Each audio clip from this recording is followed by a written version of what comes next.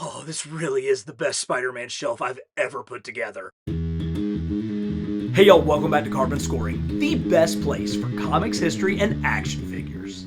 My secret lounge is where I display the best of my lifetime of collecting figures.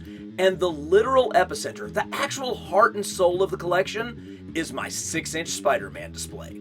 I've got tons of Spideys down here, representing every era of my collection, from the 1960s through the 1970s, into the 1980s, and beyond. But it all comes together on this one shelf. And it's time to give it an update. I've been going through all my shelves, replacing outdated figures and experimenting with new techniques to create dynamic poses and action. But why I chose the figures is just as important. Spider-Man is my all-time favorite character. His evolution, both artistically and through different storylines, make him comics' greatest hero. So I want this display to represent every era in the Wall Crawler's history. Let's start at the beginning, the Web Spinner's first appearance in Amazing Fantasy 15. While Steve Ditko is Spider-Man's co-creator and the designer of his costume, web shooters, and unique visual identity, it was Jack Kirby who drew Spidey's first cover, which was then inked by Ditko. As we evaluate the figures based off of this book, most of them represent the cover more than the interior art.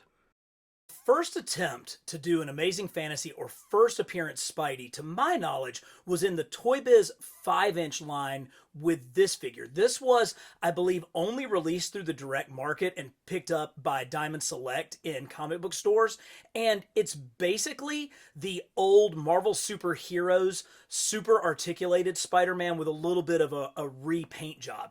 You can see it really doesn't represent Amazing Fantasy hardly at all. These eyes look much more like what you would see from an animated series Spider-Man, which was still on at the time. The colors are red and blue instead of red and black.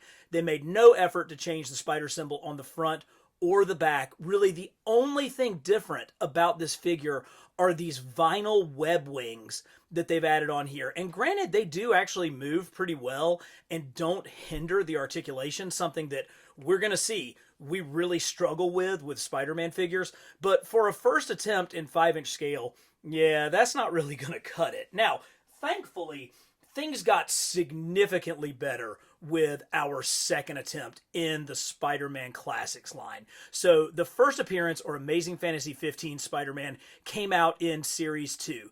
It utilized the same body as the first Series 1, and honestly, I think this may be maybe the best Amazing Fantasy body that we've seen on Spider-Man. It's incredibly lean and athletic, but the proportions are right. You know, he's not overly muscular. There's not a lot of muscle sculpted detail, but there's some in there. Of course, this has the revolutionary articulation that Spider-Man Classics brought out with over 30 points. And the only real change was this head sculpt, which I think does have a striking resemblance to the mask that Jack Kirby drew on the cover of Amazing Fantasy 15. Now, they didn't change the sculpted in spider on the front or the sculpted in spider on the back, because that actually is etched out. I customized these web wings. I basically took some pieces of old pantyhose and super glued them underneath the arms, and for my money, I think that's probably the best looking web wings that we've ever gotten. But this is certainly a very deserving figure of going in our display, and one that I think actually does represent Amazing Fantasy really, really well. Now, Toy Biz took another crack at this in the Marvel Legends line. And to my knowledge, this is the only Spider-Man that was in the Marvel Legends line by Toy Biz proper. Like, he did have the Toy Biz Spider-Man Classics line, and we're going to see a lot of figures that came out of that. But in the true branded Marvel Legends line, this is the only Spider-Man that appeared. And they went all out. New body sculpt, certainly trying to focus on that lean, lithe, athletic look. And they got that, but he's maybe a little bit too long. He just feels a little too lanky for Spider-Man. This neck in particular feels like it's like really, really high. Now, they did some great things here. they finally changed the logo on the chest and got that absolutely right. And they went with a very, very Ditko Kirby look to this mask. Certainly very different from what we were seeing on store shelves. Now, the colors are correct with red and black. This one came with an even worse like web wing thing that just bunched up over his back and looked so terrible that it's been long since discarded.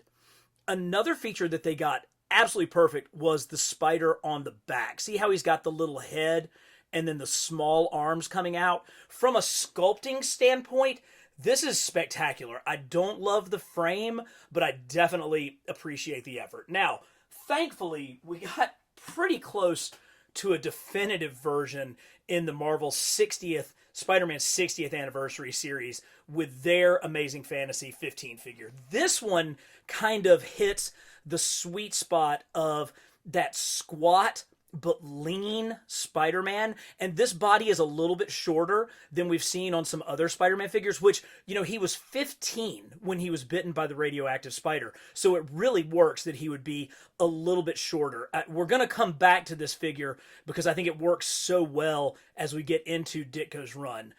Great logo on the chest, and these eyes, while maybe not perfect Amazing Fantasy 15, are very, very Ditko, which is great.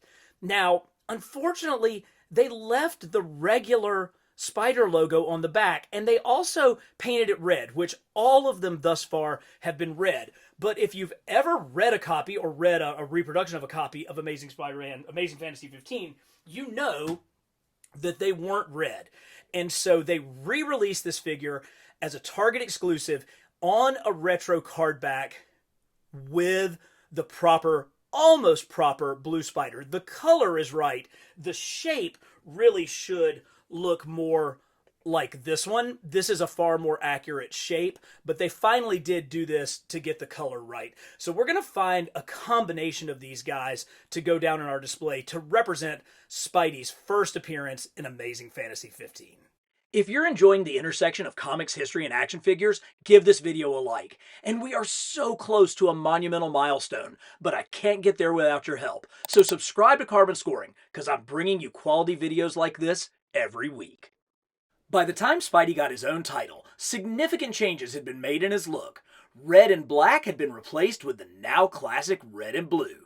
And over the course of Ditko's 38 issues on the title, Spidey's proportions became more heroic, more muscular, without losing his nimble acrobatic style.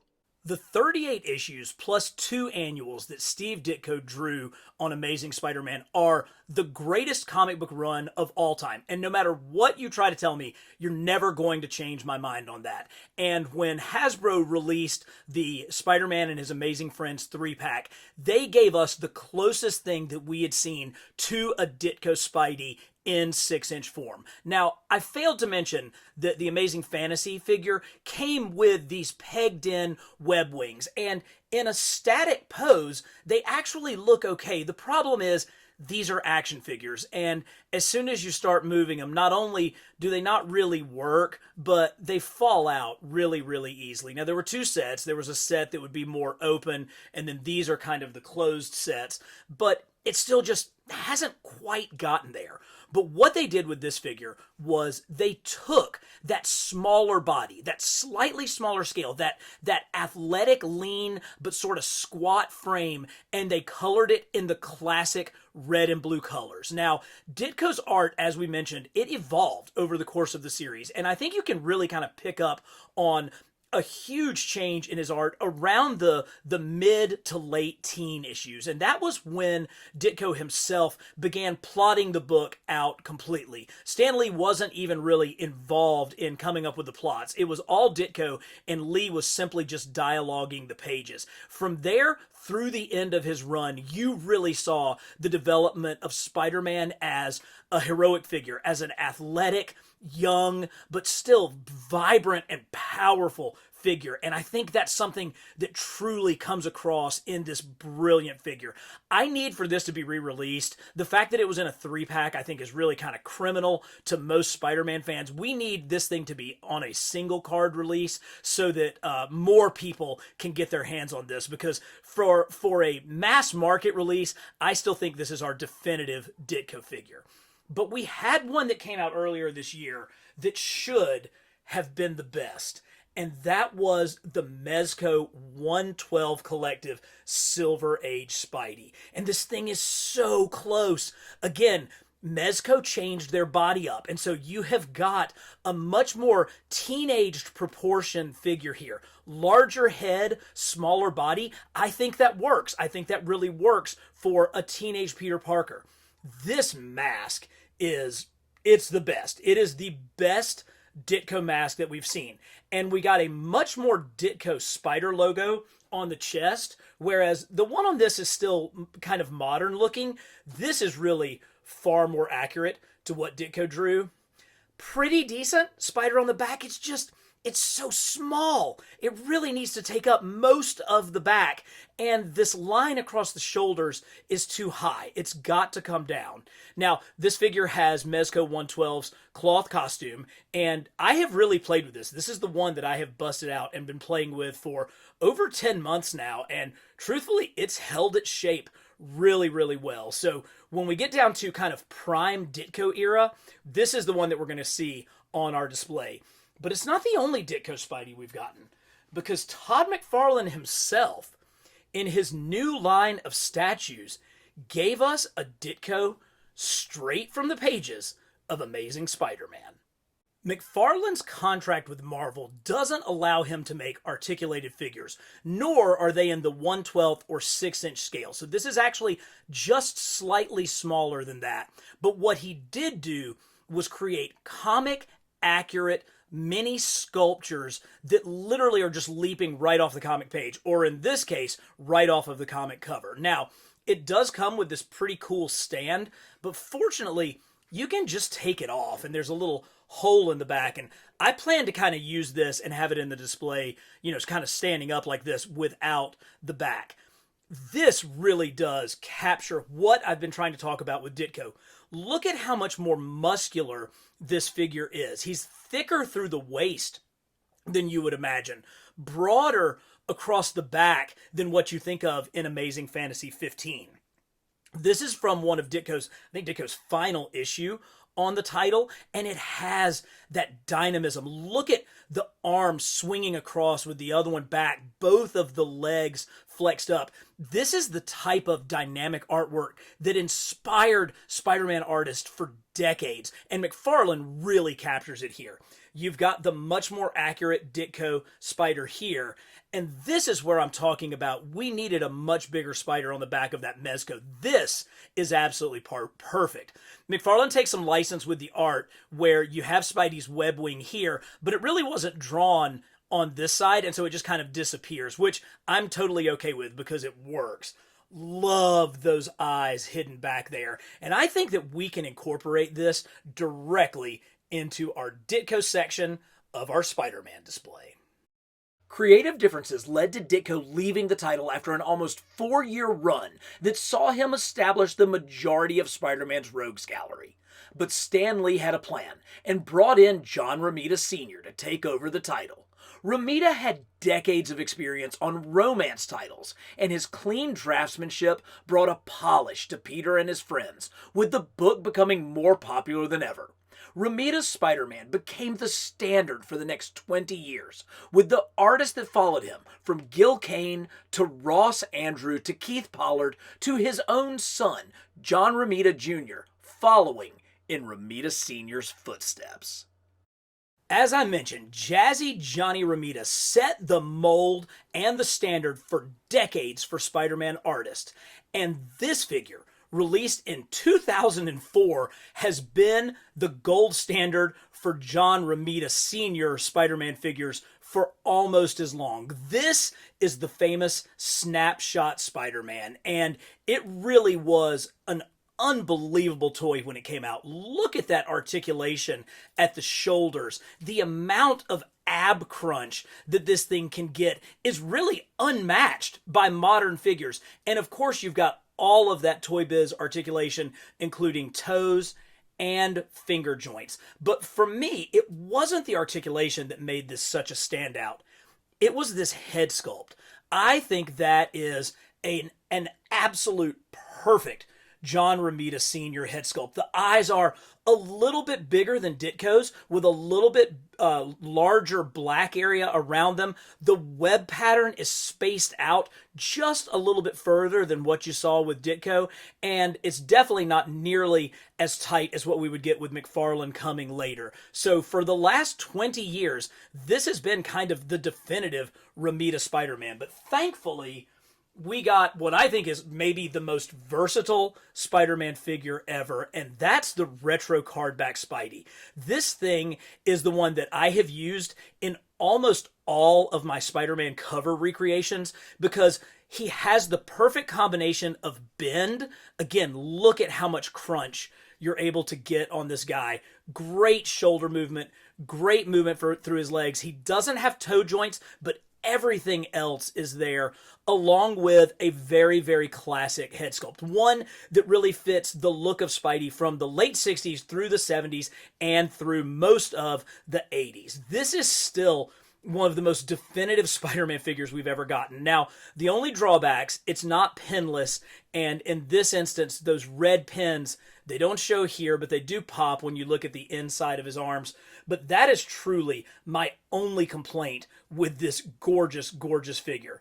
But I had a chance to add another Jazzy Johnny to the collection, and that was in the form of a custom head sculpt that I've put on one of the MAFEX Spider-Man figures. Now, the MAFEX body is maybe a little bit leaner than what Jazzy Johnny drew. It's maybe a little bit more modern in that sense, but this head sculpt really captures everything that I'm looking for in a John Romita Sr head sculpt. Those same eyes that we saw on the snapshot Spidey, the slightly more spaced out web pattern across the mask, just absolutely perfect. And this guy is going to get into some super dynamic poses when we get him down there. But we do have Todd McFarlane to thank for one more sculpture where he actually took this incredibly famous cover from Amazing Spider-Man and brought it to life in 3D form. Let's take a look. Much like what we saw with the Ditko statue, this one comes with a base, but this one is even better because it really does bring out the look of that student protest from the famous cover. But again, I'm actually going to take the figure off of the base so that we can get a better look at it. Now you can really see the dynamic posing that John Romita Sr brought. You can see that his Spidey is a little bit longer. He looks a little bit more just lengthy and lanky, but he has much more heroic proportions coming out. And McFarlane really brought that out with the inking style, with kind of giving it that comic inking look. You know, Romita had so many of those great double-handed web swinging poses, and I think this is really one of the most classic ones, but he still has a very simple web shooter here. So McFarlane didn't go to his bell and bring out the spaghetti webs. He went with exactly what John Romita drew, and I appreciate that. Always love to see Spidey with his feet coming at us. That's kind of a Ditko trope, but one that Romita carried on, and this just has so much life to it. I mean, you can just absolutely see this guy just swinging right into your living room. A little bit of a bigger spider on the back than maybe Romita's style, but classic Romita eyes tucked up underneath in that head. This is going to look so great in the Romita part of our display. Criminally underappreciated Spider-Man artist Ron Frenz was the first to break with Romita's house style when he took over the title in the early to mid-80s. His Spidey brought back the lithe, nimble, almost awkward style of Steve Ditko. But Frenz also overlapped with Spidey's black suit era. Designed by Mike Zeck and canonically first appearing in Secret Wars issue 8, it was Frenz who was the principal artist on Amazing Spider-Man for the majority of the Black Suit saga. If there's one thing I would love to accomplish with this channel, it's for people to gain a new appreciation of Tom DeFalco and Ron Frenz's run on Amazing Spider-Man in the 1980s. Yes, it was the comics that I grew up with, but going back and reading them now, they are just absolutely perfect. And the entire saga of the alien costume is right there. And it's all done by Frenz, and it's captured perfectly with the retro cardback Black Suit Spider-Man. This one uses, I believe, the same body as the red and blue retro cardback, so it has that muscular yet incredibly bendy, incredibly posable frame. And of course, he has the more 80s look to the mask. The eyes are big. They're bigger than a red and blue suit, but they're not as big as what we're going to see here shortly, because even after the alien costume was taken away from Spider-Man by the Fantastic Four and then later goes on to become Venom, Spidey did wear the black suit again. It wasn't the symbiote, it was a cloth costume, but we're going to see a different version of this. But this is the version that really encompasses the 80s. And when Spidey lost the symbiote, when the Fantastic Four took it away, we did get one true Ron Frenz creation. That's right, the bombastic Bagman. Now, this one's already in a different Spider-Man display, so I don't think it's going to make this one, but I'm so glad that my favorite artist from the 80s, Ron Frenz, does get some genuine love in plastic form. Todd McFarlane came almost out of nowhere and totally revolutionized the look of the wall crawler. Giant eyes, spaghetti webbing, contorted anatomy. McFarlane brought life to a floundering character, reinvigorating Spider-Man for a new generation, and much like John Romita Sr. before him, establishing the look of the web spinner for decades to come. For Todd McFarlane's art, I'm starting out with his new statue where he replicates the art from his famous cover to issue 301. And all of the hallmarks of Todd's art are here, but the purpose of starting with this is to show you just how much Todd evolved over his time drawing the web slinger. So this is early Todd. You can see kind of the big, rounded muscles. Obviously, you've got the spaghetti webbing, the huge eyes, but there's a little bit more of a softness to this figure, a little bit more roundedness to the edges, to the musculature, even to the contours of the eyes. We're going to see that change over time as Todd's art evolves, but I wanted to show you this as the beginning point because I think it's really going to make the change that much more apparent as we go forward. It's easy to forget that on Todd's first 3 issues of Amazing Spider-Man, Spidey was wearing a costume black suit, a sewn-together suit given to him by the Black Cat. Issues 298, 299, and 300 all featured Spidey in the black suit, and this MAFEX version absolutely captures that. It has those McFarlane perspectives. It's got the blue feet that we saw in those issues. And of course, it has the huge eyes. Gone are those smaller 80s eyes from Ron Frenz. And instead, we are full McFarlane with this. So while Todd is known for being the co-creator of Venom, he got his start with Spider-Man wearing the black suit. So we got to get this one down as we go through Spidey's history. Toy Biz truly captured the evolution of Todd McFarlane's art over the course of their offerings, beginning with this 5-inch figure in what was kind of the end of the animated series line. That was one of the first representations that was clearly based on a specific artist's style. Again, it has relatively limited articulation, but the sculpt is so clearly meant to represent Todd's artwork that this is still an absolutely standout feature even 25 years later. Now, the most significant action figure in the history of time is the first series Spider-Man Classic Spider-Man figure. This was the origin of Marvel Legends. This was the first highly articulated, comic accurate, sculpted action figure. It took the things that were happening over at McFarlane Toys with their sculpt and their paint, and it added a level of articulation and play that truly to this day has still been unmatched. Now you can see with this figure a little bit more of the rounder muscles, a little bit less of the defined musculature, definitely has the big eyes, but they're a little bit softer than what we would see later. And that later was represented with this figure from the Spider-Man Classics line. Now you can see the true evolution. Look at how much more muscular, look at how much more sculpted detail there is in this. Look at how much more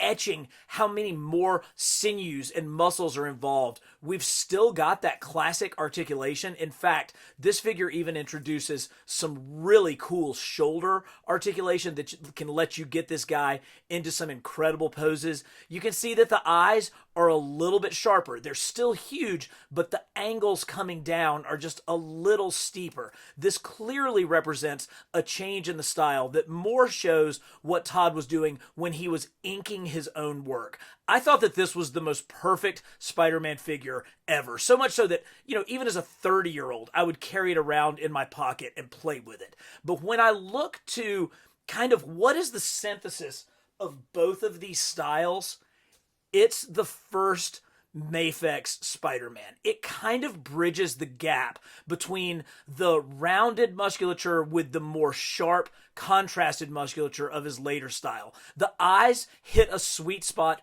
right there in the middle, and this paintwork on the first one, kind of that metallic blue, stands out from the more cartoony versions that we got when MAFEX re-released these. So for me, this is really kind of the sweet spot of McFarlane action figures.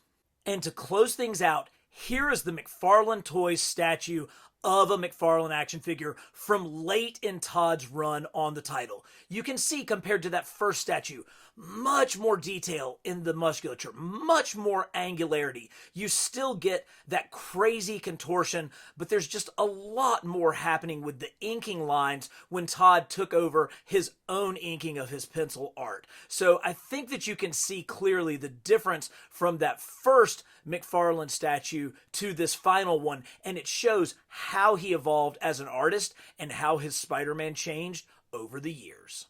McFarlane was followed by Eric Larson, who took Todd's stylings to an even more cartoony level. But it was the next penciler who would go on to become the most prolific Spidey artist of all time, Mark Bagley. Originally a technical draftsman, Bagley famously won the Marvel Tryout Book Contest and then went on to a 64-issue uninterrupted run on Amazing Spider-Man. But that was kid's play, as he and writer Brian Michael Bendis reinvented Spidey for the new millennium with a record-shattering 111-issue run on Ultimate Spider-Man. Still actively drawing Spidey books today, Bagley is finally getting the credit his Hall of Fame career deserves. It is so great to see Mark Bagley finally getting his due as the monumental Spider-Man artist that he has always been. For so many years, he was just considered, the guy that followed McFarlane and Larson. Nice guy, drew a decent Spider-Man, but was really just copying what came before him, didn't bring anything new to the character. And now, after his epic run on Ultimate Spider-Man and the respect for the time that he spent on Amazing Spider-Man, he has come into his own as one of the great Spider-Man artists of all time. And this custom head sculpt really brings that out. You can see the difference in the shape of this head, in the shape of these eyes, particularly when you look at it straight on compared to a McFarlane or a Larson. It is a unique look, and this MAFEX comic body really brings that out. I think this highlights the strengths of Bagley as a storyteller. It's an expressive face. Any way you look at it, when you change the head or the angle of the neck, you really get that wide-eyed Spider-Man look, and this custom head just does such a great job of honoring the greatness that is Mark Bagley. Bagley was also a part of the once despised and now kind of beloved Clone Saga, which saw Peter Parker's long-lost clone, Ben Reilly, return from the dead and for one brief shining moment assume his role as the one true Spider-Man. Much like Ron Frenz, Bagley was on the title during a time of significant transition, specifically with the Clone Saga and the story of Ben Reilly, who, after coming back as a clone, first appeared as the Scarlet Spider. Now, this MAFEX Scarlet Spider really is perfection. I love the combination of the plastic accessories with the soft goods of his hoodie that actually has a bendy wire up in the hood itself, the tattered sleeves, the askew logo. It just is a great representation of this, and certainly the one that we want to see. There have been some terrific Marvel Legends Scarlet Spiders over the years, but this is the one that captures the look from that era. And then, in one of the most underrated Spidey suits of all time, Bagley's design came through with Ben Reilly's Spider-Man costume. The huge spider, the giant eyes, using Scarlet Spider's web shooters on the outside. Plus, I love the design of the half boots and partially covered fingers. It is just such an iconic look, one that I'm glad May Parker used as Spider-Girl so that this look continued to live on, but one that was unfortunately way too short in the books. I think that this is one of the absolute best looks for Spidey and a worthy successor to the black suit as Spidey's alternate look. The modern era of Spider-Man has been more defined by lengthy runs by writers, more so than artists, beginning with J. Michael Straczynski's sometimes controversial 7 years on the title. But that run began with a series of covers by superstar artist J. Scott Campbell. This is such a super cool figure that I just don't think enough people know about. This Spider-Man came out in the Spider-Man Classics line that ran parallel to Marvel Legends. It's in 6-inch scale, but it has a unique and dedicated sculpt that is all about showcasing the artistic talents of J. Scott Campbell. And look at this. The way that the musculature comes off his shoulder, the huge hands and feet that are so disproportionately sized to the rest of the body, that head that definitely kind of calls back to McFarlane, but is its own thing. Those eyes are very different, and even the shape of the head you can see. Now, it's saddled a little bit with its action feature because, of course, the Spider-Man Classics line was designed for kids, but they spared no detail in capturing J. Scott Campbell's look, down to this masterpiece of an upside-down spider logo on the chest. That is not a mistake. That is how J. Scott Campbell was drawing Spider-Man's chest symbol when he was doing those covers early in his time. This figure it's like a hidden gem, and it's one because it represents such a specific time in the wall crawler's history, it has to be down in our display. No one has written more issues of Spider-Man than Dan Slott. Beginning as a part of the Brand New Day writing team, he took over sole duties in 2010, creating memorable storylines such as Big Time, Spider-Verse, and my personal favorite, Superior Spider-Man, over the course of his 164-issue run. During that time, he worked with some of the best Spidey artists of modern times, including Marcos Martin, Humberto Ramos, and Ryan Stegman. I cannot think of a single creator who had as many unique Spider-Man suits from his run created in plastic as Dan Slott. You've got the Big Time Spider-Man from his Big Time storyline. You've got the Spider Armor Mark III, which he used to take on the entire Sinister Six by himself. You've got the Spider Armor Mark IV, which is from the Parker Industries storyline, where he has a high-tech suit with all of the nanotechnology. And you've got the symbiote suit where Spidey rejoined with the Venom symbiote to take on a carnaged up Green Goblin in Amazing Spider-Man issue 800. And each of these certainly represents a unique story, but there's two artists who worked with Dan Slott that I really want to highlight and highlight their figures. The first is Humberto Ramos. Ramos is one of the most unique creators in the history of Spider-Man's artistic pantheon, and I think you can see that with this incredibly unique figure from the Spider-Man Classics line. Again, much like the J. Scott Campbell figure, you've got massively oversized hands with these almost puffy fingers and huge pointy feet. He comes with this squared off head, such a unique look, and these giant latissimus muscles that really give him such a modern silhouette.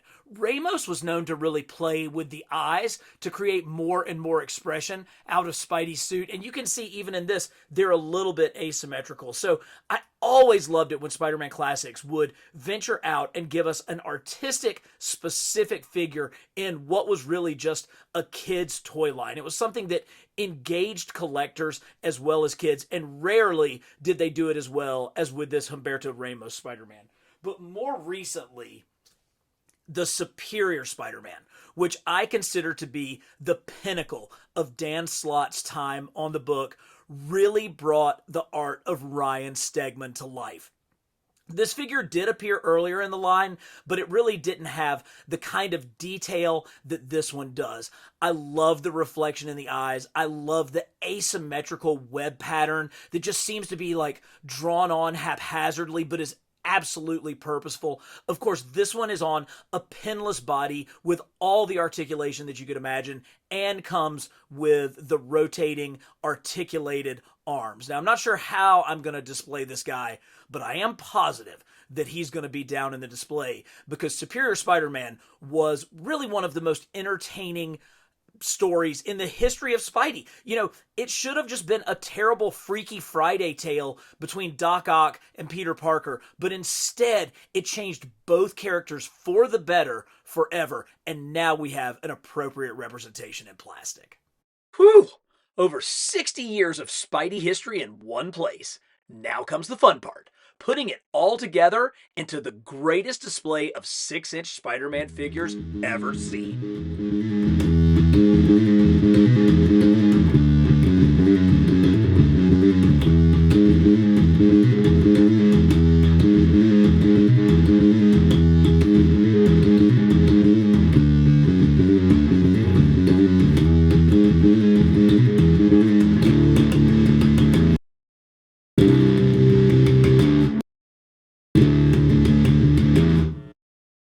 I have to admit, I am ecstatic with how this shelf has turned out. It basically tells the history of Spider-Man from left to right, beginning with his first appearance in Amazing Fantasy 15. We've got the Spidey Classics back there. You've got the incredibly Ditko, half Spidey, half Peter Parker head. And then you move into the more Ditko era with the Mezco and the new Hasbro one. And of course, you've got that McFarlane sculpture, which floating up above really does kind of bring the entire Ditko section together. And then links directly into the John Romita Sr section, where the McFarlane statue is swinging right in, but you get these classic Romita Sr figures coming down to the crouching snapshot Spidey. And then we enter the 80s with the black suit and this awesome 80s Ron Frenz, Mike Zeck black suit that then gives up to the Todd McFarlane look for the black suit. The McFarlane look continues with the MAFEX flying right above the center of the display, and the figure that I have claimed is the most significant action figure of all time, the Spidey Classic Spidey right there, and it blends seamlessly with McFarlane's statue from his later artwork. Then you've got the Mark Bagley section. You've got this custom Mark Bagley head sculpt, followed by the Scarlet Spider and Ben Reilly as Spider-Man. And that leads you into the modern figures, the Humberto Ramos style. I love that smiling face on Pizza Spidey. It just brings so much joy to the display. And of course, J. Scott Campbell's cover art crouched here in the corner. One more classic McFarlane in the back, and Ryan Stegman's take on Superior Spider-Man, and you have got the ultimate Spider-Man display.